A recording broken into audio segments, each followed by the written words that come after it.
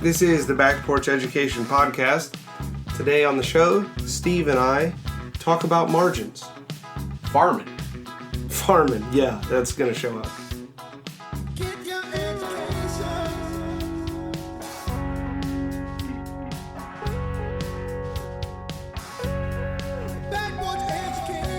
Good evening, good morning, good afternoon. Steve, I know that you see that the book in my hand is George Herbert. It says the complete poetry, a compendium, if you will, of George Herbert. And I've got only 6 lines for you. I like sherbet. Yeah. Wait, did I change subjects? Yeah, a little bit. So, you know there's no second R in sherbet? It's just S-H-E-R-B-E-T. Sherbet. Huh. Like the word... But it's yeah. French, so it doesn't surprise me. Right. But I mean, I've never heard anybody say... maybe I have, but I grew up saying and hearing sherbet. Yeah. I mean, that's how I heard it, yeah. Anyway. Interesting. Yeah. That one's for free, everybody. There you go. It's just... So, 6 lines. This 6 should be lines. Easy. Here we go. Wait, George Herbert. Right. Well, hang in there. Yeah. This is good. Can we agree up front that you're going to break it down afterwards? Yes, absolutely. Okay. I'm happy to do that. All right. Stour, thrall. Yeah, we'll be fine. All right, here we go. When thou dost purpose aught within thy power, be sure to do it, though it be but small. Constancy knits the bones and makes us stour, when wanton pleasures beckon us to thrall. Who breaks his own bond forfeiteth himself. What nature made a ship, he makes a shelf. All right, so 10,000 foot level, what is he saying? He's saying when you decide that you're going to do something, do it. Yeah. Make sure that you do it. Constancy knits the bones and makes us stour. When? Well, when wanton pleasures, when, temptations beckon us, call us away from those things that we originally decided were important to us. Yeah. Distractions. And so when nature makes a ship, what nature made a ship, he makes a shelf.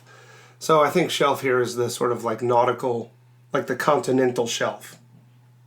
Okay. Right, like basically I think he's saying what nature made to sail across the water has been subsumed. It has gone under it. Gotcha. Right. I think that's what he's after. But the penultimate line, I think, is the one worth remembering. Who breaks his own bond forfeiteth himself. Let your yea be yea and your nay be nay. Exactly. Anything more than this is from the evil one. Yeah. So I like that poem a lot. And I think that it is appropriate here in a discussion of margins. Well, it reminds me... Yeah. So I would do this a lot at restaurants. Okay. I, as an only child, it would be my 2 parents and myself seated at the only restaurant in our little town. And especially if it was something along the line of a celebratory meal. Okay. I was allowed to order whatever I would like. Okay. And I would always order Catfish. a lot. Okay, yeah, all right. A lot. Great. No, and at some point in the process of trying to consume all of this food, young man that I was, sure, it would start to become a daunting task. And my father at that point would look over and go, "Oh, your eyes were bigger than your stomach." Right. And that's what came to my mind with that poem. Mm-hmm. That we start out well, and perhaps if not given the motivation of this poem or that which is behind it, we might fall up short. We may not deliver on the goods. Right. And that fits our theme of margins, because it is a to define margin, right, is that in farming terms, the land set aside between fields, yep, for the good of the land. exactly. And I've been around farming most of my life. I've asked, as a young man, why don't you plant all the way to the edge? Yep. Why is there this space that I learned to call margin? Mm-hmm. And it was answered to me in mystical terms. Oh, wow. Then your farmer did you a tremendous favor. You know, that's just how we do it. Uh-huh. Well, what would happen if you planted right up butt against each other? The corn came right up to the wheat or whatnot. Right, soybean. Yeah. And he said, nothing good. Uh-huh. And you know, so as an adult, when I started running across this when farming became this metaphor for other things in life, the rest of life. Yeah. And you and I have used it quite a bit about education. Right. I came back to this conception of extra around the edges. Yeah. Not filling whatever it is that we're talking about, the activity, the pursuit, using every square inch available. Right. As efficient and as profitable as that would seem, often it winds up costing more than it's worth. Yeah. Well, so take the guy who did the square foot gardening book, right? He wrote the square foot gardening book where he is like, you build this 4x8 bed and you inject it with the best, most richest soil in the whole world, and you're off to the races, and boom, you're way over seeding, way over planting, and the production's incredible. That's margins. It has very strict margins. He would never suggest that you do that to the whole entire yard. Right. Right. Like, within this production is allowed to be truly incredible as long as it is contained. Right. Yes, right. As long as there are margins. And I think maybe the first thing that I want to notice about margins, I don't know, man, I've got a lot running through my head, but I think the first thing I want to notice about margins is that the more productive or the more powerful or more pervasive the activity you're doing, the more margin you need. Yeah.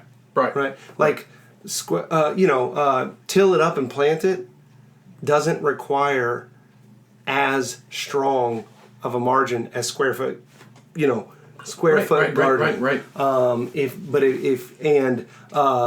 Just walk out your back door and throw some seeds, well, that requires even less margin than till it up and plant it, right? But if you're going to get more intensive in certain areas, you've got to have even stricter margins around it. I don't know. I'm sort of testing that out as a principle in my own mind. I think that's right. Yeah. Well, right. So my father and his eyes bigger than your stomach, or you bit off more than you can chew, right. or that there's a an economy of scale. Mm-hmm.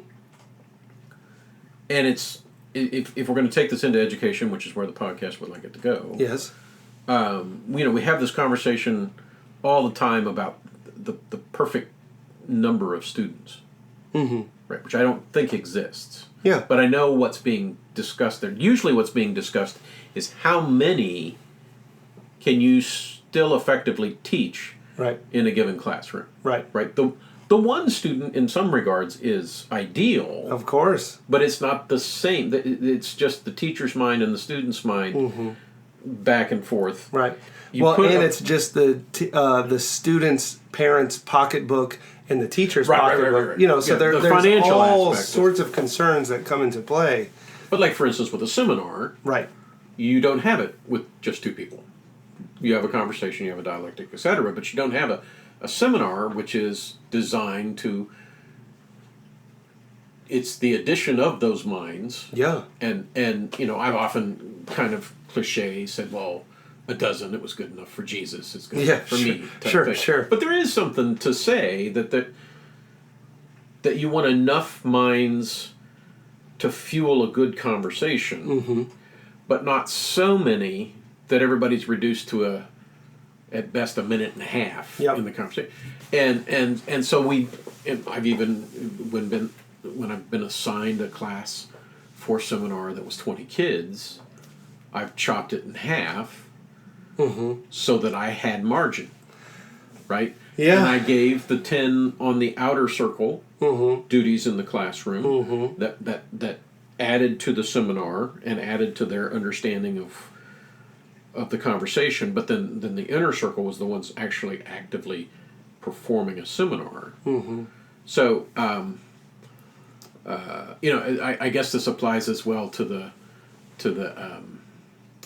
what you're trying to say is that the more intense the activity in the classroom, the necessity that there be some clearer boundaries. Right. Well, it's a I think it's an admission of humility, right? Like, I police, and I think that's the right word, but maybe to be more in line, I have harder margins set on cell phones in my classroom than I do on pencils. Well, why? They're both tools of communication. Right. Fine. But one of them I'm less certain about. One of them is a more powerful tool. One of them is I'm just less comfortable with it. And so it's not my pride that makes me, well, I think at least on my best days, right? Ideally, it's not my pride that causes me to so harshly limit cell phone usage. It's my uncertainty, it's my humility about whoa, this thing can get out of control fast, right? So I want to be especially careful. Can a kid write something that he shouldn't with a pencil? Of course. And we have ways of dealing with it, right? There are margins around it too, right? But they're less distinct because the tool is more readily used, more apt to good, perhaps. We could enumerate several reasons why, but I think that's a big part of it for me. So the margin and humility are intimately connected in my mind. In the definition of margin as boundary. Right. So this is part of that mysterious aspect. Is I don't think that it's limited to just being the line around the field. Right. Part of the uncomfortable or awkward aspect of margins is that they're not that they make space between fields. That the corn doesn't come right up to the wheat. Right. And that's a different mystery. That's putting space around something so that there is room. There's not crowding. Right. So on the one hand, you're delimiting this far and no more. On the other, you're saying, but you're not going to knock elbows with whatever's right next to it.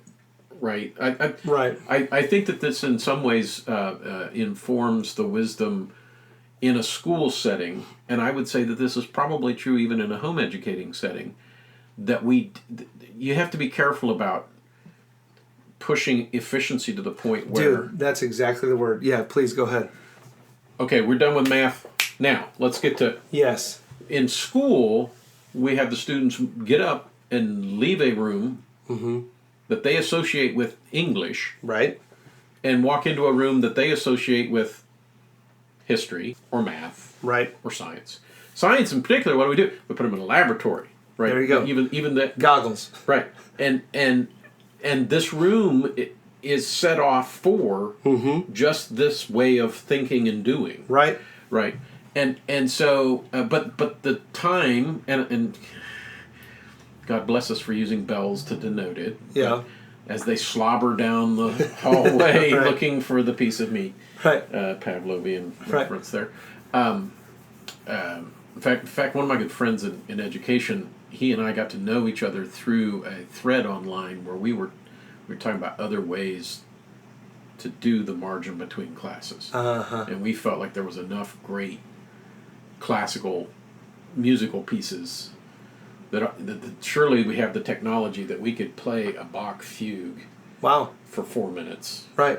And we even got to where we got excited about the notion, well, just like I'm sure when you were in school, your watch was to the second attuned to the bell system. Right. So Sure. that you could scoot into the seat right as the bell rang. Absolutely. Because I've got this 5 minutes of freedom and I'm going to use every second of it. Well, we got into discussions with our teachers very early in the year about whether we had to be in our seats when the bell began to ring or when it was ending its ring. Yeah, right? Ours was in the room. Right. But he and I were thinking that this would produce a set of students who knew the piece of music so well that they would know when it was entering their last few measures of freedom and be humming it. La, la, la, la, la. I got to run down the hall real quick. But so this notion of margins to me has certainly your first idea of a boundary. Right. I think that there's a notion of room. I'll use elbow room. That there's some space between things that give me that. Oh, okay. Short break. Right. Switch gears. Different set of thoughts now. Right. That as I see schools trying, well, if they can do it in 5 minutes, surely they can get between classes in 4 minutes. Well, maybe 3. Right. So that when you were talking earlier about the seminar being different than the teacher and student one-on-one, and you didn't use this phrase, but like a big lecture hall, right, where it's the one and the very many. Right. I had half a mind to quip that both of those methods are too efficient, right? That when it's just a teacher and one student, man, it is so efficient right there. Boom, boom, boom, boom. Like all feedback is immediate. There's no escape. There's no thought. Like there's no. You can do the same amount of thinking in a much shorter period of time. Right. And the amount of coaching that you can do in the same amount of time is astronomically higher. Right. I don't have to make any general comments. Exactly. They're all what you need. I can read your facial expressions and know, boom, okay, you didn't get it, retrain, right? Now, there are ways of building margins into that, but I'm just saying it's a very efficient model when left to its own devices, maybe. Or well, I don't even want to say that. It's just it can be efficient in a way that a seminar just cannot be. Right. And the same with the lecture hall. It changes the definition of what's going on, right? The margins have been set by the amount of people. Hey, look. Really all we can do here. Super creative thought is just off the table. Right. It has been excluded. Right. Information delivery. Shut up and listen. Exactly. Yeah. I want that pencil smoking. Take right. So boundaries and room, I think there are other things at play here. Okay. When you say room, physical space is what you're talking elbow room. Elbow room. Yeah. That's good. That's huge. The break between things, right? But in farming, the margins aren't used for anything. Right. They're wild. Yes. And that's always struck me. Yes, I want a well-planned lesson. If I walk into the classroom without any thoughts in my head, let's just see what happens today. Yeehaw, right. I do see things happen. I'm usually not excited Right. about the end Doesn't result. have much to do with Don Quixote, but... But I had to learn over time that, okay, in college, teacher's college, there was this really long lesson plan. I never wrote a lesson plan for real school, anything close to the 4 or 5 page monster that they expected of me when they were trying to pound into my head. So we've talked about this at other times. I often didn't know, but felt that they were turning an art into a science. Right? We're gonna script this bad boy out to the end, and they really did want minute by minute. Wow. You know, That's crazy. Crazy, because you would submit that during student teaching. I had 3 of these. They have this multi-page lesson plan, and they're following along, and you've got to score a certain amount on each of these to pass student teaching. Wow. And so I did it. I would never teach any of those lessons. I taught them to students, right? This is in a real setting, a student teaching setting. But I would never teach that way in real life. No. And as I got experience, I realized that part of what's missing from that is margin. Is the wildness. Not taking over, right? Well, no, because then it's not margin. But there is, along the carefully plowed rows, some wildness. And my willingness as a teacher to allow that in the classroom from time to time, the unplanned moment, we sometimes refer to it as a teachable moment. Well, I would hope most of your moments are teachable. But what we mean by that... We've called it when truth sneaks in. Right. Or the light bulb, or the aha moment, or you know... Yeah, there's a lot of terms for it, but it's involved in this margin discussion. Right. That if I'm teaching from a place of rest, where I have enough confidence in the plan and my ability to teach, and a kid goes, but I don't have to stomp that down. Ooh, weeds. Roundup. I could go, that's interesting. Knowing that, because there is a hopefully a whole year's plan. Well, there's a curriculum. And part of my job is to make sure that we stay on enough of the path to get them from the beginning to the end of that map, that pathway. But wandering off the path occasionally, because the path is fairly well defined, allows me off the path, but let's get back on it at some point. And I can go I mean, some students are just trying to wreck the train, right? Sure. Let's mess with teacher, or we don't want to do the work, so let's see if we can get him to talk about barbecue sauce or something. Right. You know, but when in the pursuit of truth, as you said, truth sneaks in, or some moment occurs where a student goes, well, what about? And you go, what about it? Right, yeah. That's so much better than the plan I walked in. Right. Let's go for it. Right. I think that's another aspect of a teacher feeling confident enough. I know where the margins are. And I recognize as we come around the row and go back, we might go off in the weeds. Sure. Occasionally. Sure. We shouldn't live there. Right. But it's a fun place to go romp around in sometimes. Yeah. So that to me, it sounds a lot like the humility that should accompany teaching, right? This willingness to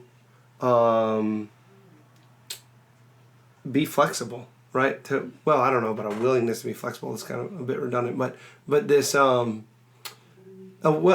a willingness to yield is what it is. Yield. Yeah, right? That's a good term. To just step back and say thy will be done, is scary, but it's helpful. So you've mentioned margin in terms of room, right? Mm-hmm. And that could be well, that's a lot of things. You mentioned the physical space. You mentioned it here in terms of the lesson plan, mm-hmm. right? Mm-hmm. What else? Is there? I'm thinking about relationships with colleagues potentially. Mm-hmm. What sort of? Teachers, we don't get water cooler talk. Like that's not the way that it works. But I don't know. There needs to be something like that, right? So, and I've struggled with this, not in a interpersonal sort of way, but in a practical way. Okay. How do you teaching can be an incredibly lonely at a collegial. I mean, you're in a room with a bunch of kids. Yeah. Right. And I saw this in spades when I was working with grammar school. So Mrs. Brown is with 6-year-olds all day, right. And when you see her at 3:00, keep the guns away from her. She's ready to talk, have some adult talk. Right. She needs in her life some diversion, some ability to interact with her peers, right? That makes her better at dealing with, gives her the rest and the recovery that she needs to deal with mm-hmm. kids, whatever mm-hmm. because it's just as true of college professors as it is right. kindergarten teachers. Yeah, no doubt. There's different reasons for the. I need a break here, mm-hmm. but it is you're on all the time in the classroom. How do you come right. off into a place of rest? Right. And I'm afraid that a school that doesn't address that runs the real risk of burning out teachers, of hearing a lot about how they're mean to the students. Yeah. Right. That they need some help with that. And I don't think it's as simple as what I found with teachers is if you just give them some time to talk, mm-hmm. what do? They start talking about their teaching and their students and the jerky students in particular. Right. It becomes more than one book has referred to it as a duck pond. Right. They just all start quack quack quack. Uh-huh. And teachers' lounge. Yep. Notion. That's how many schools have dealt with it. We'll give them a common space. Right. With doors. We're going to build a margin around this talk. Right. and yet often it's not what it ought to be. Right. Right. It's not helpful. It's harmful. Mm-hmm. So I think there has to be more than that. A lot of people get a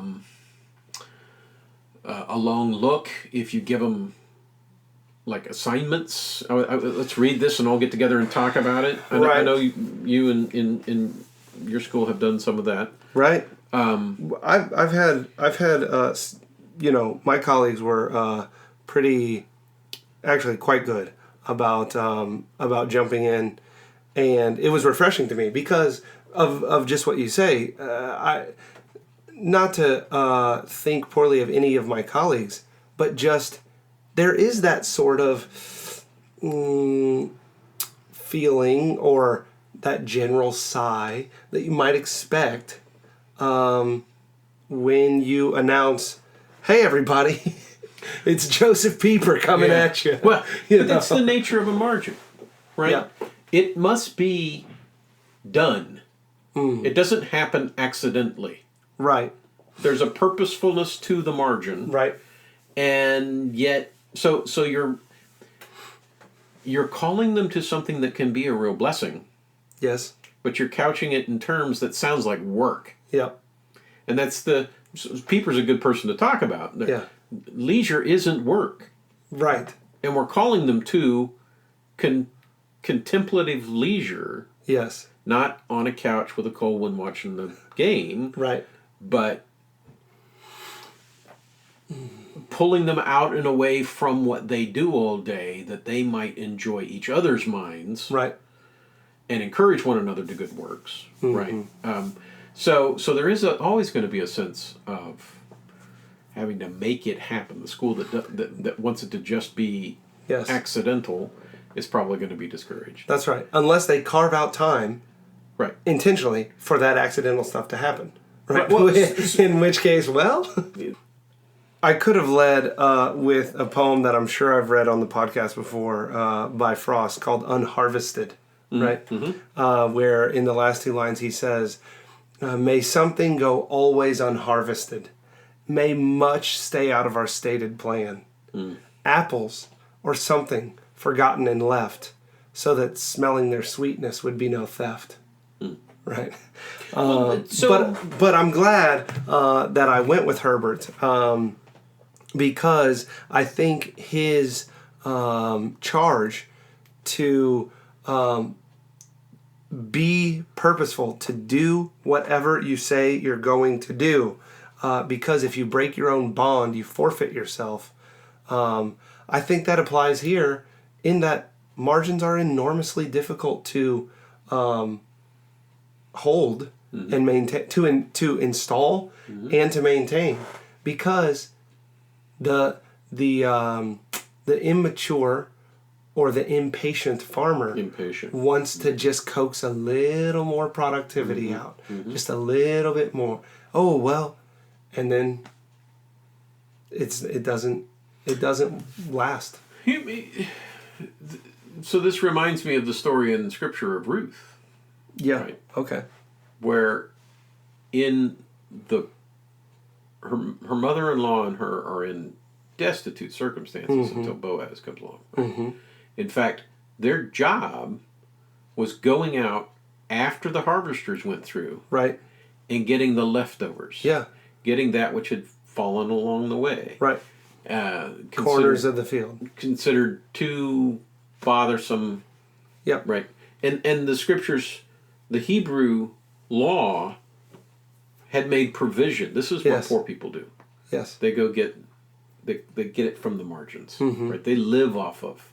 And I think that there are plenty of instances in my teaching where the reason students enjoyed the experience wasn't because of the planned lesson. It was what happened in the margins. It was the discussion as we started class, before we got going. Right. Or between classes, right? Hallway conversation, lunchroom conversation. Yeah, big one. Carpool conversation. And I would say that this goes right over into, it's a magnificent part of home education, is there is less of the hard, it's probably not bells ringing in your right, in your but home just boundary schedule. What the conversation you weren't planning on that just pops up along the way, in the corner, the leftover. Right. You know, when we were talking today, Dad, and it was going on like it did, I was wondering. Right. But it's not history time right now, right. son. Stop that. This is undirected play time. Yes. Go. Yeah. What are you doing? Violating. Right. But I mean, so we often use the term lifelong learner or whatnot. Right. I think that this is where we pull it in for a landing today. That marginal life, a life lived with good, hearty, sufficient margins. A lot of the margin in my life is my reading time. It's my meditative time. It's when I'm not getting it done, that's when the really cool stuff's happening. Yeah. And I think a quote-unquote building a lifelong learner, which is a common thing I hear in schools. Sure. Teach them what to do with their margins. Oh, dude. Teach them to learn all the time instead of learn when it's time to learn. Right? Back to the word efficiency, I guess. No doubt. All right. Let's end with this. The poem I should have read. Okay. A twofer. It is the poem which immediately precedes the one that I read. You just read the wrong one. I read the wrong one. This is, well, I read number 20 of the church porch. This is number 19. All right. The way to make thy son rich is to fill his mind with rest, before his trunk with riches. For wealth without contentment climbs a hill to feel those tempests which fly over ditches. But if thy son can make 10 pound his measure, then all thou addest may be called his treasure. Wow. You're right. That fits the conversation perfectly.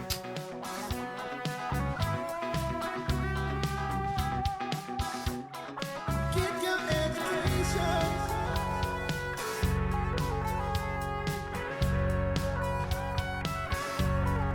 Backward education.